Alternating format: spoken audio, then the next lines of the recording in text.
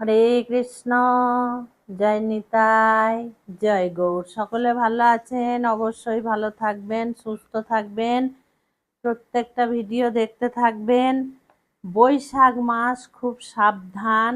আমি কিন্তু যা যা নিজে করব সব কিছু আপনাদের উদ্দেশ্যেও বলে দেব।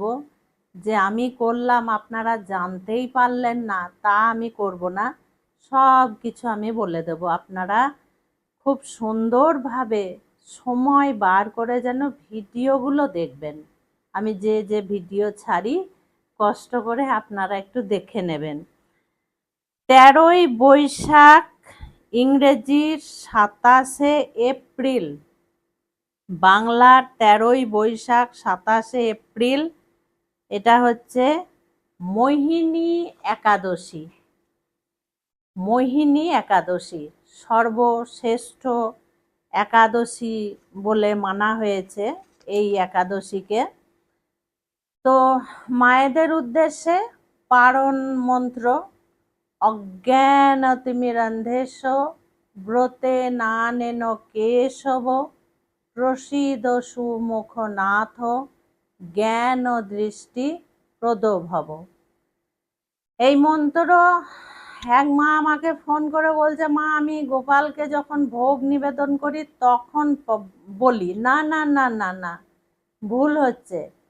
পারণ মন্ত্রটা তোমরা সকালে তোমাদের কাজকর্ম করে পারণের টাইমের মধ্যে, যখন থেকে যখন পর্যন্ত আমি টাইম বলবো সেই টাইমের মধ্যে তোমরা সকালে যা কিছু সংসারে কাজকর্ম করে তোমরা স্নান ইত্যাদি করে পুজো পাঠ সব করে নেবে। লাস্টে তোমরা ভগবানের প্রসাদ যখন মুখে দেবে, প্রসাদ আর প্রসাদের সঙ্গে একটু তুলসী নেবে। তুলসী নিয়ে হাতে নিয়ে তোমরা মন্ত্রটা পাঠ করবে। মন্ত্রটা পাঠ করার পরে তোমরা প্রণাম করে প্রসাদটা মুখে দেবে। পারণ মন্ত্রটা পাঠ করে নিজে প্রসাদ মুখে দেবে। এই পারণ মন্ত্র কিন্তু ভগবানের উদ্দেশ্যে নয়, এটা আমাদের উদ্দেশ্যে। যেহেতু আমরা মহাব্রত একাদশী ব্রত রাখি, তো তার আগের দিন, তার পরের দিন আমরা পারণ মন্ত্র পাঠ করে ভগবানের প্রসাদ মুখে দিয়ে আমরা ব্রত ভঙ্গ করব। একাদশীর দিন অন্ন খাওয়া পাপ, আর দ্বাদশীর দিন অন্ন না খাওয়া পাপ। মায়েরা কিন্তু এটা স্মরণ রাখবে। আর অনেক মায়েরা বলছে, মা একাদশীতে কি খাবো? আমি বারবার বলি, সুস্থ ব্যক্তিরা একটা সবজি বানাবে, কাঁচকলা, আলু, পেঁপে, মিষ্টি কুমড়ো, বাদাম, সাদা তেল, সন্দক লবণ দিয়ে সবজি বানাবে। না খেয়ে ওই শরীর চলছে না, ঘরের এক কোণে পড়ে থেকে মনটাও খারাপ শরীরের জন্য, এটা একাদশী ব্রত নয়। না খেয়ে পড়ে থাকাকে একাদশী ব্রত বলে না। সংসারী মানুষদেরকে খেতে হবে। তোমরা সাবুর নানান পদ করেও খেতে পারো, তোমরা দই দুধ খেতে পারো, কাঁচা সন্দেশ, যাতে কোনো ভেজাল মানে সুজি আটা থাকবে না সেই ধরনের সন্দেশ একাদশীর দিন তোমরা খেতে পারো। বোঝা গেল? এবার বলি, এই একাদশীটা যেহেতু বৈশাখ মাসে পড়েছে, বৈশাখ মাসে মানে একাদশী, তো কি আর বলবো, মায়েরা তো আজকাল কম বেশি সকলেই জানেন, আপনারা বলার কিছু নেই। আমাদের কার্তিক মাস, বৈশাখ মাস তো খুব সুন্দর মাস আমাদের কাছে। পারণটা হবে ভোর 5টা থেকে, মানে সকাল 5টা থেকে বেলা 9:30টার মধ্যে পারণ করতে হবে। 9:30 পার যেন না হয়ে যায়। এবার ব্রত কথা মোহিনী একাদশী, তারপরেও আমি দু চারটে খুব গুরুত্বপূর্ণ কথা বলবো আমার মায়েদের উদ্দেশ্যে।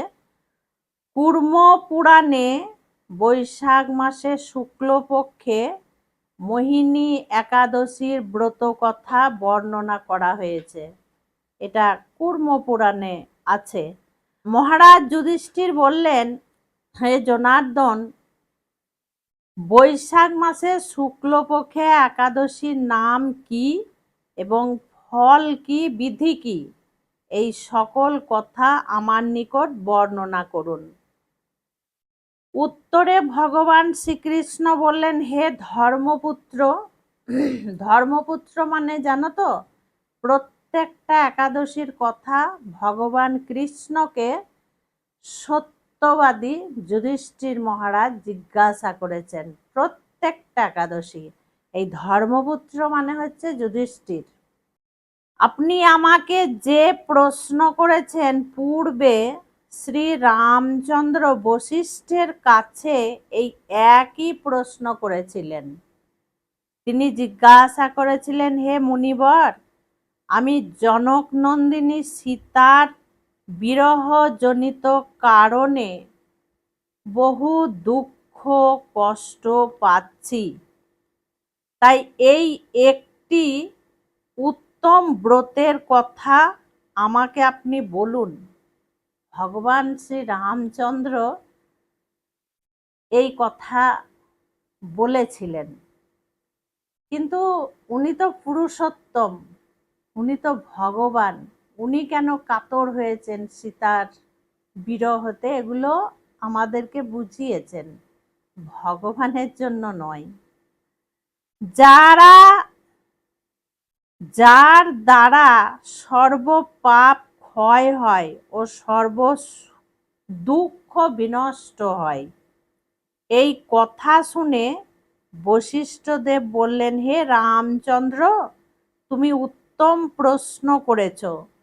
যদিও তোমার নামেই সমস্ত মানুষ পবিত্র হয়ে যায়, আমরা রাম নাম করলেই তো পবিত্র হয়ে যাই, তাই না? রাম নাম উচ্চারণ করলে তো পাপ বলতে কিছু থাকে না। তবুও লোকের মঙ্গলের জন্য তোমার কাছে সর্বশ্রেষ্ঠ পরম পবিত্র একটি ব্রতের কথা বলছি। বৈশাখ মাসে শুক্লপক্ষে একাদশী মোহিনী নামে প্রসিদ্ধা। এই ব্রত প্রভাবে মানুষের সকল পাপ, দুঃখ ও মোহজাল অচিরেই বিনষ্ট হয়ে যায়। মোহজাল, আমরা যে সংসারের মোহমায়াতে ফেঁসে আছি, সেই জালও কিন্তু ছিঁড়ে যায় যদি এই মোহিনী একাদশী ব্রত পালন করা হয়।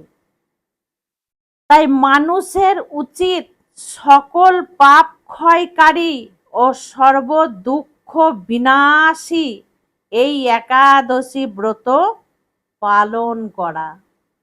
সকল মানুষের কিন্তু উচিত এই একাদশী ব্রত পালন করা। একাগ্র চিত্রে তার মহিমা তুমি শ্রবণ করো। এই কথা শ্রবণ মাত্রই সমস্ত পাপ বিনষ্ট হয়। এই একাদশীর ব্রত কথা যদি কানে শোনা হয়, একাদশী না করেও তার কিন্তু পাপ বিনষ্ট হয়। তাহলে একাদশী করলে কি ফলটা পাওয়া যাবে একবার ভাবুন। একাদশী ব্রত কথা শ্রবণেই যদি পাপ বিনষ্ট হয়, তাহলে এই একাদশী যদি আমরা পালন করি তাহলে কি হবে আমাদের বোঝো। পবিত্র সরস্বতী নদীর তীরে ভদ্রাবতী নামে এক সুশোভনা নগরী ছিল। চন্দ্র বংশজাত ধীতিমান নামে এক রাজা সেখানে রাজত্ব করতেন।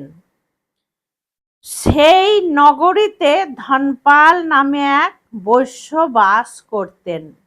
তিনি ছিলেন পূর্ণ কর্মা ও সমৃদ্ধশালী ব্যক্তি।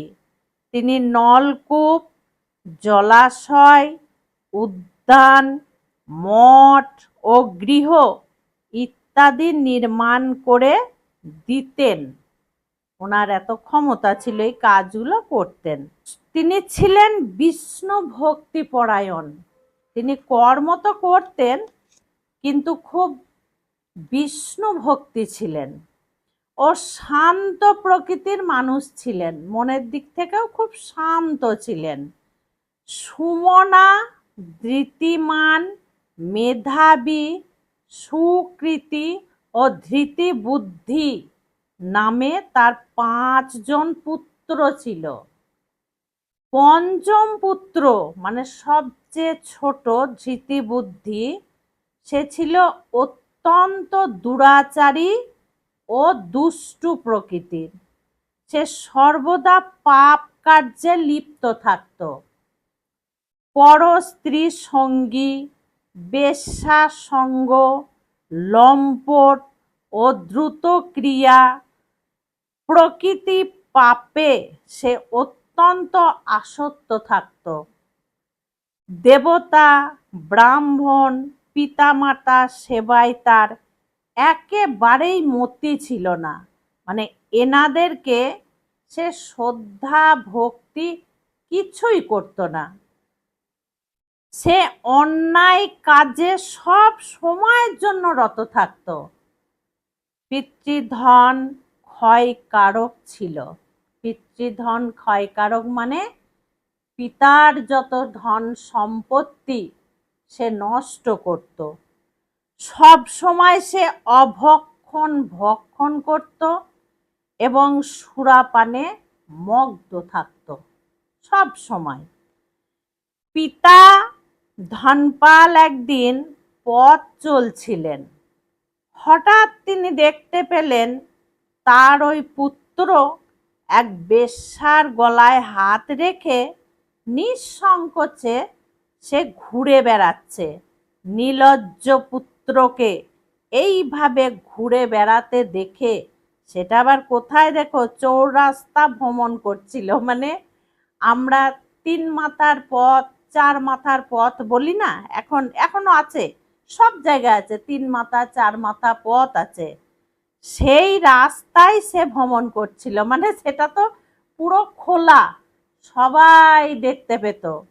এমন এমন রাস্তা আছে একদম জমির ভিতর দিয়ে, বাগানের ভিতর দিয়ে শুনশান, কেউ দেখা যায় না। কিন্তু 3 মাথা 4 মাথা 2 মাথা যে রাস্তাগুলো, সেখানে তো সব সময় লোক চলাচল করে।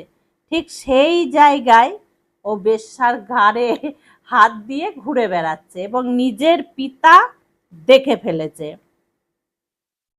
নিজের পিতা তো খুব সৎ এবং ভগবানকে ভক্তি করতেন, তাহলে সে যদি তার পুত্রকে এই কাজ দেখে, তার মনটায় কি হবে? তো অত্যন্ত মর্মাহত হলেন পিতা। এই কুভাব দর্শনে ক্রুদ্ধ হয়ে তিনি, মানে রেগে মেগে তিনি তাকে গৃহ থেকে বার করে দিলেন, মানে বাড়ি থেকে বার করে দিলেন।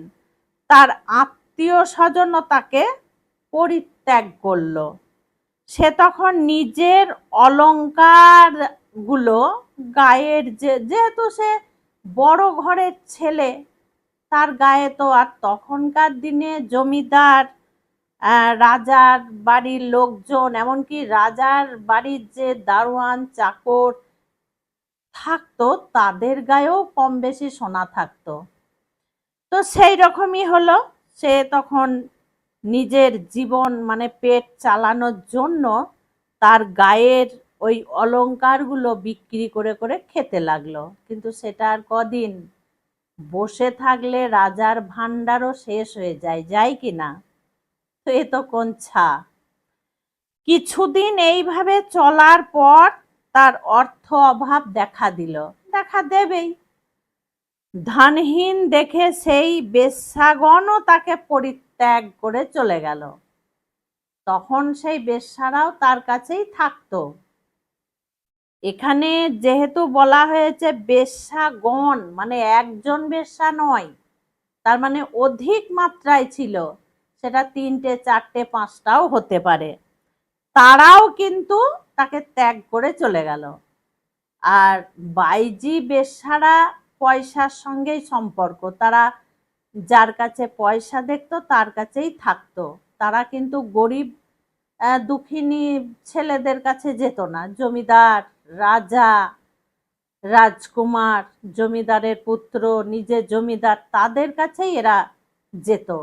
আর আগেকার দিনে রাজাদের মানে রংমহল, নাচমহল, এইভাবে সব থাকতো। সেই নাচমহলে বাইজিরা নাচ দেখাতো রাজাদেরকে। প্রত্যেকটা রাজার এইভাবে বাইজিশালা থাকতো। তো তাকে বেশ্যারাও ত্যাগ করে চলে গেল। অন্ন বস্ত্রহীন, মানে অন্ন বস্ত্র তার কিছুই থাকলো না। আর ধৃতবুদ্ধি ক্ষুধার জ্বালায়, তৃষ্ণার জ্বালায় অত্যন্ত কাতর হয়ে পড়ল। অন্ন জল না হলে চলবে কি করে মানুষ? ওই জন্য কিন্তু আমি এই বৈশাখ মাসে দেখো, আমি কিন্তু এই একাদশী ব্রত কথা পড়িনি, তার আগেই কিন্তু তোমাদেরকে বলে দিয়েছি যে আমাদের জীবনে অন্ন, জল আর অর্থ, এই তিনটের দরকার একদম মিনিটে মিনিটে হয়। হয় কি না? সারাদিন যদি উপবাস থাকি, সন্ধ্যার সময় খেতেই হয়। সারা দিন রাত উপবাস থেকে তারপরের দিন খেতেই হয়। জল, অন্ন আর অর্থ ছাড়া আমরা কেউ চলতে পারবো না। অবশেষে নিজের গ্রামে সে তখন চুরি করা আরম্ভ করে দিল। আর কোনো উপায় থাকলো না, সে তো সারা জীবন কিছু করেনি, বাবার পয়সায় খেয়েছে, চুরি করা আরম্ভ করে দিল। একদিন রাজপ্রহরী তাকে ধরে বন্দি করলো। চুরি করতে গিয়ে ধরা পড়েছিল, কিন্তু পিতার সম্মান তাকিয়ে, যেহেতু সে একজন বড় ব্যক্তি, সৎ ব্যক্তির পুত্র, তো সেই পিতার সম্মানার্থে তাকে কিন্তু মুক্তি করে দিল। এইভাবে কয়েকবার সে ধরাও পড়ল, আবার ছাড়াও পেল, ধরাও পড়ল, ছাড়াও পেল, কিন্তু তবুও সে চুরি করা বন্ধ করলো না। কারণ চুরি না করলে সে খাবে কি করে? তখন রাজা তাকে কারাগারে বন্দি করে রাখলেন। বিচারে সে কষাঘাত দণ্ড ভোগ করল। কষাঘাত মানে চাবুকের আঘাত। তখনকার দিনে চাবুক থাকতো। তোমরা পুরনো যদি সিনেমা দেখো, পুরনো দেখবে দেওয়ালে চাবুক ঝোলানো থাকতো। তো বিচারে সে তখন চাবুক খেয়ে কারাভোগের পর কোনো উপায় না দেখে দৃষ্টবুদ্ধি তখন বনে প্রবেশ করলো। আর তার চুরি করা হলো না, সে বিদ্যাও ফেল হয়ে গেল। তখন সে বনে প্রবেশ করলো। সেখানে বনে মানেই তো গহনাগাটি, অর্থকড়ি, অন্ন তো থাকবে না, বন জঙ্গল, সেখানে থাকবে পশু পাখি। তখন সে কি করলো? পশু পাখি বধ করে তাদের মাংস ভক্ষণ করতে লাগলো। দুঃখে পাপময় জীবন যাপন করতে শুরু করলো তখন সে। তখন এই দুষ্কর্মের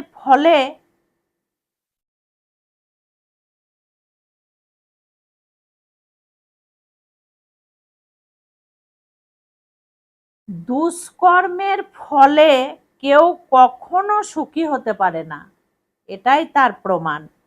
তাই সে দিন রাত্রি দুঃখ শোকে জর্জরিত হলো। এইভাবে অনেক দিন অতিবাহিত হলো। কোনো পূর্ণ ফলে সহসা একদিন সে কৌন্ডিন্য ঋষির আশ্রমে উপস্থিত হলো। বৈশাখ মাসে ঋষিবর গঙ্গা স্নান করে আশ্রমের দিকে আসছিলেন, মানে পদার্পণ করছিলেন। শোকাকুল ধৃতবুদ্ধি তার সম্মুখে গিয়ে উপস্থিত হলো। ঘটনাক্রমে ঋষির ভেজা বস্ত্র থেকে এক বিন্দু জল তার গায়ে পড়ল। হয়তো ঋষি হাত পা নাড়ুক বা কিছুই করুক, কিছু একটা করেছেন উনি, যেহেতু ঋষি তো উনি গঙ্গা ঘাট থেকে স্নান করে আসছিলেন, ভিজা বস্ত্র ছিল, সেই গঙ্গার জল এক ফোঁটা তার গায়ে পড়ল। সেই জল স্পর্শে তার সমস্ত পাপ দূর হলো। হঠাৎ তার সুবুদ্ধির উদয় হলো। বুঝতে পেরেছ তো, মানে চৈতন্য তার ফিরে এলো। যেমন জগাই মাধাই একদম উন্মাদ হয়ে থাকতো, নেশায় চূর হয়ে থাকতো, চৈতন্য মহাপ্রভু যখন স্পর্শ করেছিলেন তাদেরকে, তাদের কিন্তু একটা চৈতন্য ফিরে এসেছিল। সেই জগাই মাধাই আজও অমর হয়ে থাকলো। তো ঠিক এরও তাই, চৈতন্য ফিরে এলো। ঋষির সামনে সে কৃতাঞ্জলি পুটে প্রার্থনা করতে লাগলো, হে ঋষি শ্রেষ্ঠ, যে পূর্ণ প্রভাবে আমি এই ভীষণ দুঃখ যন্ত্রণা থেকে মুক্তি লাভ করতে পারি, তা কৃপা করে আমাকে বলুন, একটা উপায় অন্তত বলুন, আমি যেন এই পাপ থেকে মুক্তি পাই। ঋষি শ্রেষ্ঠ বললেন, বৈশাখ মাসে শুক্লপক্ষে মোহিনী নামে যে প্রসিদ্ধি একাদশী আছে, তুমি সেই ব্রত পালন করো। এই ব্রতের ফলে মানুষের হাজার হাজার জন্মের পাপ জমা হয়ে আছে, বা 500, 400, 100, 200 বছরের পাপ তার জমা হয়ে আছে। কত সুন্দর এখানে বলা হয়েছে দেখুন, পর্বত পরিমাণ পাপ যার আছে, পর্বতের সমান পাপ যার জমানো আছে, এই একাদশী ব্রত যদি পালন করা হয় তাহলে সমস্ত পাপ ক্ষয় হয়ে যাবে। ঋষির সমস্ত কথা শ্রবণ করে এই ধৃতবুদ্ধি এই মোহিনী একাদশী ব্রত পালন করল। যেহেতু ঋষি বলে দিলেন, সুন্দর করে বুঝিয়ে দিলেন, হে মহারাজ, রামচন্দ্র এই ব্রত পালনে সে নিষ্পাপ হলো, দিব্য দেহ লাভ করলো। দেখুন কিরকম একজন চোর ছিল, একজন দুরাচারী ছিল, সুরাপান, বেশ্যাগমন, চুরি, পশু হত্যা, সে এই একাদশী ব্রত পালন করে পাপ বিনাশ হয়ে গেল, তার পাপ ধুয়ে মুছে সাফ হয়ে গেল। এই ঋষি ভগবান রামচন্দ্রকে এই কথা শোনাচ্ছেন। তখন অবশেষে সে দিব্য দেহ অবশ্যই পেয়েছে, অবশেষে গরুরে আহ্বান করে গরুর পিঠে চেপে সকল প্রকার উপদ্রবহীন সে শ্রীধাম বৈকুণ্ঠে গমন করল। এই পাপাচারী দুরাচারী গরুরের পিঠে বসে বৈকুণ্ঠে গমন করল। হে রাজন, ত্রিলোকে মোহিনী ব্রত থেকে আর শ্রেষ্ঠ ব্রত নেই। যজ্ঞ, তীর্থস্থান, দান ইত্যাদি কোনো পূর্ণ কর্মই এই ব্রতের সমান নয়। এই ব্রত কথা শ্রবণ কীর্তনে সহস্র গোদানের ফল লাভ হয়। বোঝা গেল তো? আমি যার জন্য আজকে সুন্দর করে বুঝিয়ে বুঝিয়ে বুঝিয়ে বুঝিয়ে দিলাম। এই বৈশাখ মাস, আবার এই এত সুন্দর মোহিনী একাদশী ব্রত আমরা তো ছাড়বো না, পালন করবই করব। এবার শেষে বলি, অনেকের মনে প্রশ্ন যে সত্যিই কি পাপ ক্ষয় হয়? কেউ মার্ডার করেছে, কেউ ছিনতাই করেছে, কেউ সর্বস্ব লুট করে নিয়েছে, তারা বড় বড় পাপ করেছে, এই এক ব্রততে তাদের সবকিছু ঠিক হয়ে যাবে? অবশ্যই হবে। গঙ্গা ঘাটে স্নান করে পাপ ক্ষয় হয়ে যায়, শাস্ত্র কোনোদিন মিথ্যা কথা বলে না। কিন্তু এর বিধি এবং বিধান আছে, সেইগুলো মানতে হবে। যেমন গঙ্গার ঘাটে পাপ স্নান করার আগে যত পাপ আমরা করেছি ধুয়ে যাবে, তারপরে আমাদেরকে প্রতিজ্ঞাবদ্ধ হতে হবে যে গঙ্গার ঘাটে স্নান করে আর জীবনে আমরা একটাও পাপ করব না। সে কিন্তু সেই দিন থেকেই নিষ্পাপ হয়ে গেল। এবং একাদশী ব্রত করার আগে সে প্রচুর পাপ করেছে, অন্যায় করেছে, কিন্তু একাদশী ব্রত পালন করার পর থেকে সে যদি একটাও পাপ না করে সে অবশ্যই মুক্তি লাভ করবে। কিন্তু আমি একাদশী ব্রত পালন করছি, আবার পাপ করছি, গঙ্গার ঘাটে স্নান করছি, আবার পাপ করছি, শিবরাত্রি করছি, জন্মাষ্টমী করছি, রাধাষ্টমী করছি, আবার পাপ করছি, তাহলে কিছুই হবে না, কোনো লাভই হবে না। ওই ফুটো কলসিতে জল ঢালার মতোই হবে। ফুটো কলসিতে জনম ভোর তুমি জল ঢেলে যাও, ফুটো কলসি কোনো দিন পূর্ণ হবে না। আমাদের পাপ পুণ্যের হিসেবটাও ঠিক এই রকম। নিষ্পাপ হয়ে আমরা যদি ব্রত করি তাহলে আমরা অবশ্যই মুক্তি পাব। কোথাও দৌড়ে বেড়াতে হবে না। এই কলিযুগে ঘরে বসে তোমরা ব্রত করো, হরিনাম করো, তুলসী মহারানীর সেবা করো, সব কিছু এই ঘরে বসে করো, তোমরা অবশ্যই মুক্তি পাবে, ভগবানকে খুশি করতে পারবে। খুব ভালো থাকবে, সুস্থ থাকবে, প্রত্যেকটা ভিডিও দেখতে থাকবে। যারা দীক্ষা নিতে ইচ্ছুক, সন্ধে 6:30 থেকে রাত্রি 8:30 পর্যন্ত আমার ফোন খোলা থাকে, তারা আমার সঙ্গে ফোনে যোগাযোগ করবেন, আমি সব কিছু বলে দেব। হরে কৃষ্ণ, জয় নিতাই, জয় গৌর।